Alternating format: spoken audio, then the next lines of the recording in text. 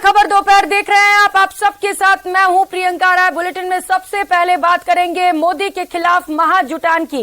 बेंगलुरु में विपक्षी नेताओं का महाजुटान चल रहा है। विपक्षी दलों की बैठक का आज दूसरा दिन है। मोदी के खिलाफ विपक्ष की एक बड़ी बैठक चल रही है। मोदी को हराने की रणनीति तैयार की जाएगी।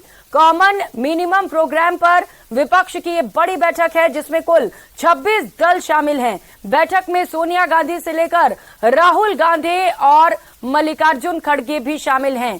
तस्वीरें आपको दिखा पा रहे हैं जहां पर विपक्षी महाजुटान हुआ है। किस कदर नरेंद्र मोदी को हराया जाए इसे लेकर तमाम विपक्षी पार्टियां एकजुट हो चुकी हैं। विपक्षी एकता की दूसरे दिन की ये बड़ी बैठक है। बेंगलुरु में ये खास बैठक चल रही है। 2024 के आम चुनाव में भाजपा को हराने के लिए विपक्ष के 26 दल एक साथ आ चुके हैं। बैठक 4 बजे तक चलेगी और आज की बैठक में ये रणनीति तैयार की जाएगी कि किस कदर नरेंद्र मोदी को मात देनी है। 26 दलों के नेता विपक्ष की पार्टियां यहां पर एकजुट हैं और इसके बाद सभी दलों के नेता संयुक्त प्रेस कॉन्फ्रेंस करेंगे। इससे पहले 23 जून को पटना में 17 पार्टियां विपक्षी एकता की पहली बैठक में शामिल हुई थी। पार्टी में फूट के बाद शरद पवार आज सीधे बैठक में शामिल होने बेंगलुरु पहुंचे। आज की बैठक में कॉमन मिनिमम प्रोग्राम, राज्यवार गठबंधन, सीट शेयरिंग के अलावा महागठबंधन के नाम पर भी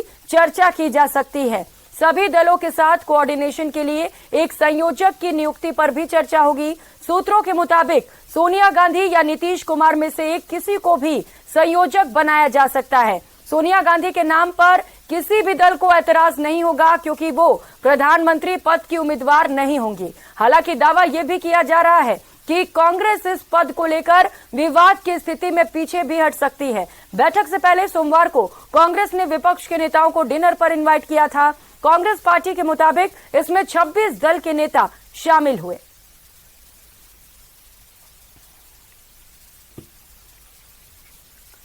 तो वहीं विपक्षी दलों की बैठक को लेकर पीएम मोदी ने बड़ा हमला बोला है और विपक्षी एकता को भ्रष्टाचार की गारंटी करार दिया है। इस बैठक की एक और खास बात है, अगर कोई करोड़ों के घोटाले में जमानत पर है तो उसे बहुत सम्मान की नजर से देखा जाता है। अगर पूरा का पूरा परिवार ही जमानत पर है तो उसकी और ज्यादा खातिरदारी होती है। अगर किसी दल का कोई वर्तमान मंत्री भ्रष्टाचार के मामले में जेल जाता है तो उसे एक्स्ट्रा नंबर देकर स्पेशल इनवाइटी बुलाकर बुलाया जाता है। अगर कोई किसी समाज का अपमान करता है, अदालत से सजा पाता है तो उसकी बड़ी आवाभगत होती है। अगर कोई अदालत से करोड़ों के घोटाले में दोषी पाया गया है तो इस बैठक में शामिल होने की उसकी क्वालिफिकेशन और बढ़ जाती है। बल्कि ये लोग तो उससे मार्गदर्शन मांगते हैं। भ्रष्टाचार को लेकर इनमें बड़ी आत्मीयता है, बड़ा प्रेम है। इसलिए 20 लाख करोड़ रुपए के भ्रष्टाचार की गारंटी देने वाले ये लोग बड़े प्रेम से, बड़ी आत्मीयता से आपस में मिल रहे हैं। ये जो जमात इकट्ठी हुए हैं ना, उनके कुनबे में बड़े से बड़े घोटालों पर, अपराधों पर इनकी जुबान बंद हो जाती है। जब किसी एक राज्य में इनके कुशासन की पोल खुलती है तो दूसरे राज्यों के ये लोग फौरन उसके बचाव में तर्क देने लगते हैं। कहीं बाढ़ घोटाला होता है, किसी का अपहरण होता है तो कुनबे के सारे लोग सबसे पहले चुप हो जाते हैं। भ्रष्टाचार की इस दुकान में और अब बात पीएम मोदी के महामोर्चा की। एक तरफ बेंगलुरु में विपक्षी दलों की बैठक हो रही है तो दूसरी तरफ दिल्ली में एनडीए की बैठक होने वाली है। विपक्ष की बैठक में जहां 26 पार्टियां एकजुट हो रही हैं तो वहीं एनडीए की बैठक में 38 पार्टियां शामिल हो रही हैं। दोनों गठबंधनों की तैयारी से जाहिर है कि 2024 की जंग प्रचंड होने वाली है। 2024 की सियासी पिक्चर का ट्रेलर 2023 में ही दिखने लगा है। बीजेपी के राष्ट्रीय अध्यक्ष जेपी नड्डा ने ऐलान किया है कि एनडीए की बैठक में 38 पार्टियां शामिल होंगी। जेपी नड्डा ने एनडीए की बैठक का ऐलान करते हुए मोदी सरकार की 9 साल की उपलब्धियों का भी जिक्र किया और विपक्ष की बैठक पर तंज भी कसा।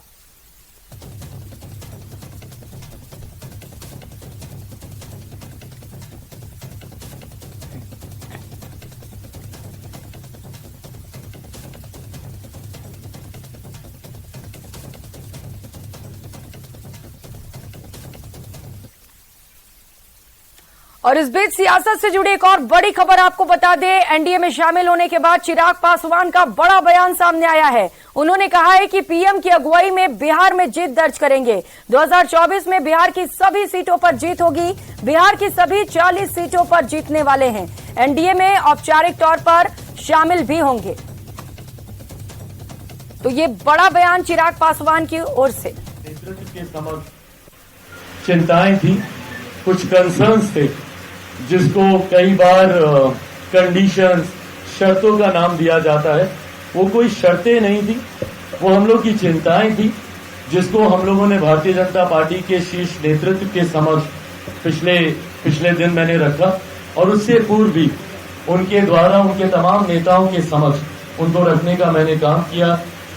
केंद्रीय गृह राज्य मंत्री आदरणीय नित्यानंद राय जी, कई बार उनसे मेरी मुलाकातें हुई। उनके समक्ष भी जितने भी मेरे कंसर्न्स थे, जितनी भी चिंताएं थी, उनके समक्ष बहुत सहजता से रखा और उतनी ही सहजता से और उतने ही सकारात्मक तरीके से उन विषयों पर चर्चा हुई और एक आम सहमति बनने के बाद कल मेरी केंद्रीय गृह मंत्री आदरणीय अमित शाह जी से मुलाकात हुई और भारतीय जनता पार्टी के राष्ट्रीय अध्यक्ष आदरणीय जेपी नड्डा जी से मेरी मुलाकात हुई और इन तमाम बातों पर एक आम सहमति बनते हुए बहुत सकारात्मक तरीके से ये चर्चाएं हुई।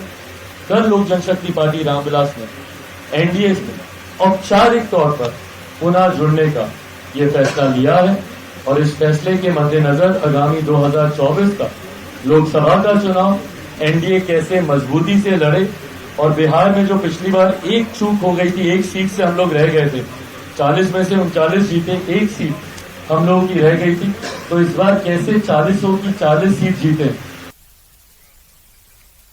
और अगली खबर का रुख करेंगे। सहारा सहकारी समिति में डूबी हुई रकम पर केंद्र सरकार की बड़ी पहल सामने आई है। गृह और सहकारिता मंत्री अमित शाह ने सहारा रिफंड पोर्टल लॉन्च किया। निवेशकों को जल्द उनका डूबा हुआ पैसा मिलेगा।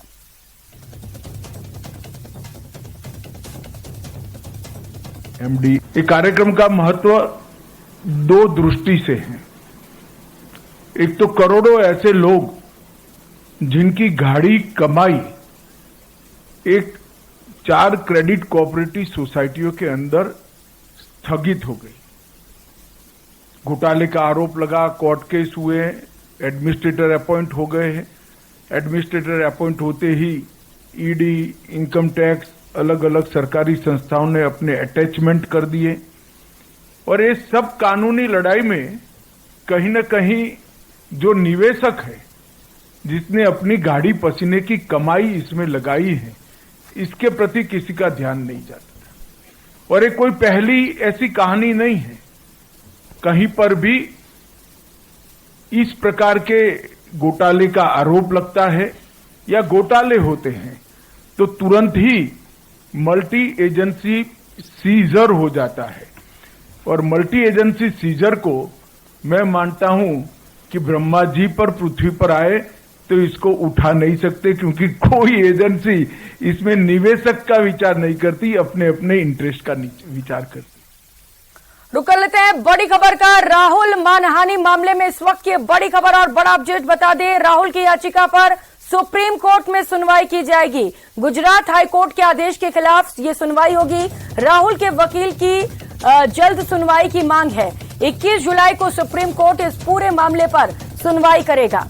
तो मोदी सरनेम को लेकर राहुल गांधी पर मानहानि का केस दर्ज हुआ और इसके बाद सूरत सेशंस कोर्ट ने 2 साल की सजा सुनाई। इसे लेकर राहुल गांधी हाईकोर्ट गए, लेकिन हाईकोर्ट से उन्हें झटका लगा और ये झटका लगने के बाद अब राहुल गांधी के जो वकील हैं वो सुप्रीम कोर्ट पहुंचे और जल्द इस पूरे मामले पर सुनवाई की मांग की गई है, क्योंकि 2 साल की सजा मिलने के बाद राहुल गांधी की संसद सदस्यता समाप्त हो चुकी है, जिसे लेकर कांग्रेस लगातार मुश्किलों में है।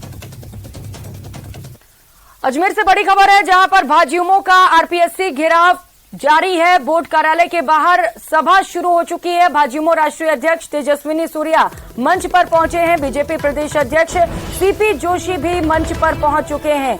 भाजयुमो प्रदेश अध्यक्ष अंकित चेची भी इस वक्त मंच पर मौजूद है। माध्यमिक शिक्षा बोर्ड से आरपीएससी तक पुलिस तैनात कर दी गई है। 12 से ज्यादा अधिकारी सुरक्षा व्यवस्था में तैनात किए गए हैं। अजमेर से बड़ी खबर, भाजयुमो आज आरपीएससी का घेराव करेगा और इसे लेकर तमाम कई जो पार्टी के दिग्गज हैं वो इस वक्त मंच पर पहुंच चुके हैं। भाजयुमो प्रदेश अध्यक्ष अंकित चेची के साथ साथ तमाम लोगों को आप इस वक्त मंच पे देख पा रहे हैं। कार्यकर्ता बड़ी संख्या में इकट्ठा हो गए हैं। अभी सभा की जा रही है और इसके बाद आरपीएससी का घेराव होगा। और किसान संगठनों का हल्ला बोल लगातार जारी है। किसानों की समस्याओं को लेकर विधानसभा की तरफ ये सभी किसान कूच करने वाले हैं। राजस्थान सरकार से कृषि कानून लागू करवाने की मांग की जाएगी। सिंचाई के लिए बांधों की घोषणाओं को पूरा करने की भी मांग की जा रही है। पूर्वी राजस्थान नहर परियोजना का कार्य शुरू करने की भी प्रमुख मांग है। किसान नेता रामपाल जाट के नेतृत्व में बड़ी तादाद में किसान जयपुर पहुंच रहे हैं। तो तस्वीरें आप देख पा रहे हैं। 2010 के न्यूनतम समर्थन मूल्य की सुनिश्चितता के लिए कानून बने, लेकिन घोषणा भारत सरकार भी करती है, प्रधानमंत्री जी ने की है, मुख्यमंत्री जी ने भी की है, लेकिन कानून दोनों नहीं बनाते। यह हमारे साथ एक दर्द है। हमारा उस दर्द को लेकर यहाँ आए। हमारा दर्द है जो योजना राजस्थान सरकार ने भारत सरकार के साथ मिलकर बनाई, जो राजस्थान की जीवन रेखा है पूर्वी राजस्थान नहर परियोजना, उसको प्रधानमंत्री जी ने जो घोषणा की थी पिछले विधानसभा चुनाव के पहले, फिर विधानसभा चुनाव आगे, वो पूरी नहीं हुई। और पूरी क्यों नहीं हुई? प्रधानमंत्री जी ने अच्छा काम किया था कि जल शक्ति मंत्रालय की कमान राजस्थान को सौंप दी, लेकिन जो राजस्थान के जल शक्ति मंत्री हैं उन्होंने नकारात्मक मानसिकता के कारण से इस परियोजना को अटकाने का, लटकाने का, भटकाने का काम किया। और अब तो वो कह रहे हैं अब इसमें सिंचाई नहीं रहेगी, केवल पेयजल रहेगा। आप क्या उल्टी चाल चल रहे हो? हम कहते हैं सिंचाई योजना से पीने का पानी मिल जाएगा, लेकिन पीने के पानी की योजना से सिंचाई असंभव है। तो वहीं प्रदेश की कानून व्यवस्था को लेकर बीजेपी ने लगातार एक के बाद एक सरकार पर कई हमले किए। अब बीजेपी के राष्ट्रीय प्रवक्ता शहजाद पूनावाला का बयान भी सामने आया। पूनावाला ने सीकर के वायरल वीडियो मामले में राज्य सरकार को घेरते हुए कहा कि आज प्रदेश में गैंग वॉर, बलात्कारियों और अपराधियों को खुली छूट मिली है, क्योंकि सत्ता बचाओ का पूरा नारा है। उन्होंने करौली और जोधपुर की घटनाओं का हवाला देते हुए कहा कि राजस्थान आज महिला उत्पीड़न के मामले में नंबर 1 पर है। उन्होंने और क्या कुछ कहा, आइए आपको सुनाते हैं। राजस्थान को शर्मसार करने वाली घटनाएं फिर से एक बार सामने निकल कर आई है और कानून व्यवस्था जो गहलोत सरकार के तहत ध्वस्त हो चुकी है उसका एक और प्रमाण सामने निकल कर आया है। सीकर जहां से गोविंद दोतासरा जी आते हैं वहां का वीडियो सामने आया है, किस प्रकार से सरेआम खुलेआम वहां पर लाठी भांजे जा रहे हैं। सड़कों पर जिस प्रकार से हाथापाई और जिस प्रकार से पीटने का काम हो रहा है, इससे पहले भी कोटा हो या अलग अलग हिस्से हैं राजस्थान के ओपन गैंग वॉर की तस्वीरें सामने आई हैं। और केवल यही नहीं, सीकर में ये हो रहा है, परंतु जोधपुर में एक छोटी सी बच्ची के साथ दुष्कर्म किया जाता है, वो भी स्कूल में। जोधपुर गृह जिला है मुख्यमंत्री जी का। कानून व्यवस्था पूरी तरह से ध्वस्त है।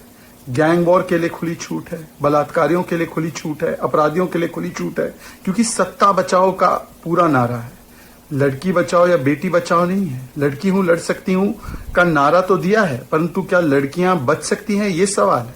करौली की घटना, अनेकों ऐसे बलात्कार की घटनाएं, बच्चियों के साथ बलात्कार की घटनाएं, जिसकी वजह से आज राजस्थान महिला उत्पीड़न में नंबर 1 है, परंतु वहां के मंत्री क्या कहते हैं कि महिलाओं को ये सहना पड़ेगा क्योंकि मर्दों का प्रदेश है।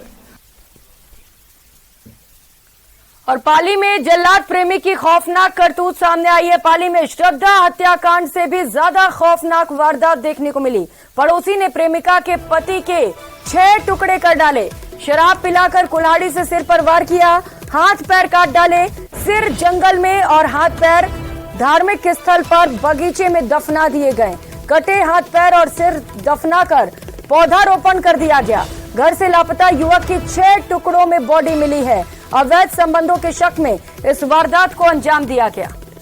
तो पूरी वारदात पाली के सिरियारी थाना क्षेत्र के ठाकुरवास गांव की है, जहां पर प्यार में जल्लाद बने एक प्रेमी ने 6 दिन पहले अपनी ही पड़ोसी को बेरहमी से मौत के घाट उतार दिया।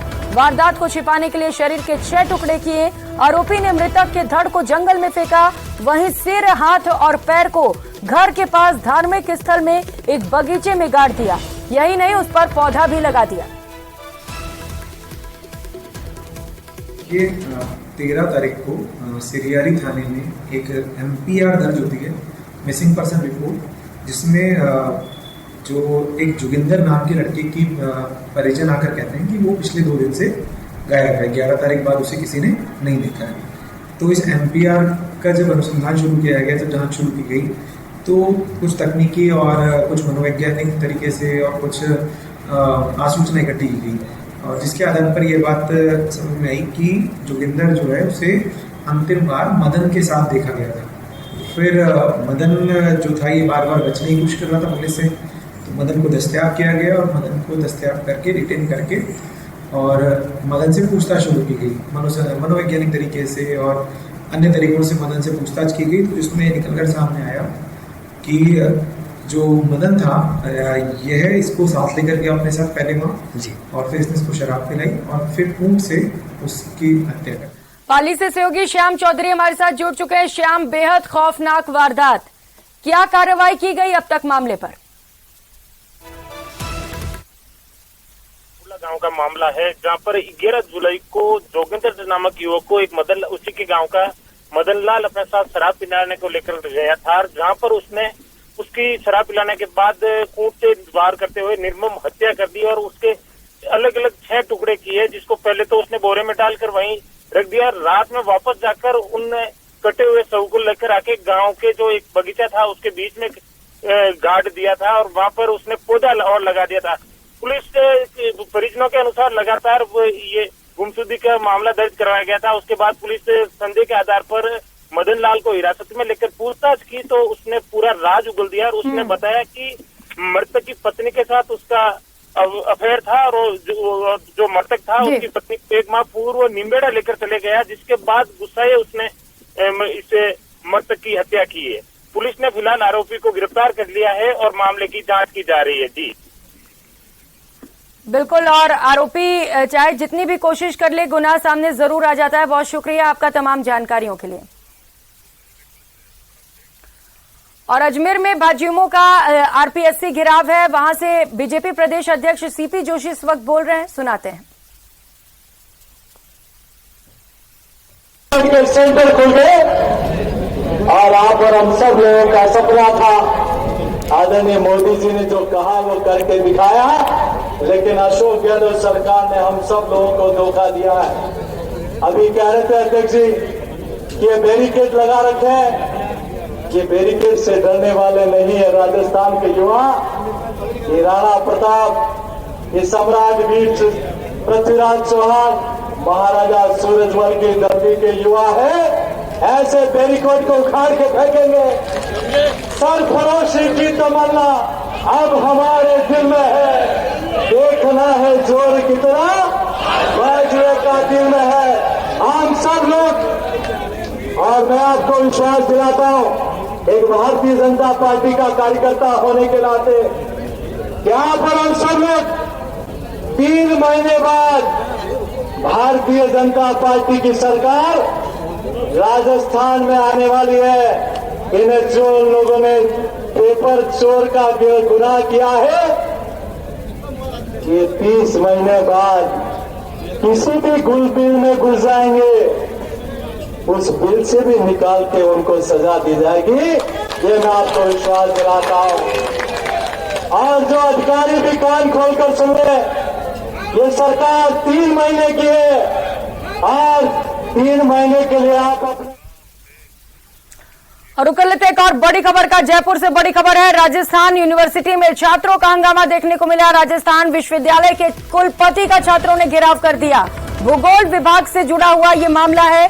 भूगोल विभाग के 90 छात्रों की अटेंडेंस शॉर्ट कर दी गई थी और इसी को लेकर आज छात्रों का गुस्सा फूट पड़ा है। अब सभी 90 छात्र परीक्षा नहीं दे पाएंगे। छात्रों का यह आरोप है कि मानसिक रूप से उन्हें प्रताड़ित किया जाता है। एचओडी पर ये गंभीर आरोप लगाए गए हैं। दोनों सेमेस्टर के 90 छात्रों की अटेंडेंस शॉर्ट कर दी गई है। भूगोल विभाग के एचओडी प्रोफेसर महिपाल सिंह सिहाग हैं, जिनके ऊपर ये गंभीर आरोप लगे हैं। तस्वीरें दिखा रहे हैं सबसे पहले न्यूज 18 राजस्थान पर। राजस्थान विश्वविद्यालय के कुलपति का छात्रों ने घेराव किया है और एचओडी पर गंभीर आरोप लगाए गए हैं। बता दें कि भूगोल विभाग के 90 छात्रों की अटेंडेंस शॉर्ट लिस्ट कर दी गई है और विधान